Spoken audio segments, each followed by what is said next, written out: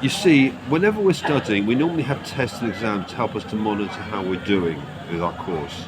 Here at Lord Krishna's University Life, there's nothing like this whatsoever. But there are other markers. So, for instance, we can see if we're learning from our lessons as to whether they are repeating or not with us. If they are repeating with us, then it means obviously we haven't learnt a lesson. And therefore, we've got to try that little bit harder to understand what we need to do in order to get through this lesson. I've had this on a few occasions, and I've actually got one situation arising at the moment. I'm doing seva with another Prabhu, and there's a little bit of an issue that's going on, and I'm finding it a bit challenging because as much guidance I'm giving, he's not fully aware of the issues that he needs to deal with himself. But at the same time, I've got lessons in this, and my lessons need to be about having acceptance for who he is. Number two, that I can't expect him to function the way that I need him to function. And number three, I have to have tolerance. And at the moment, for the last few days, they keep on being repeated and repeated.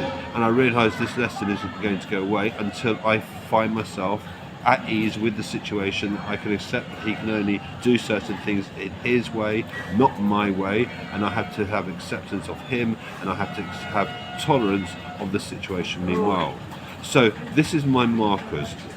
So these are very, very clearly defined, and this is how Lord Krishna teaches us to understand how a lesson progresses.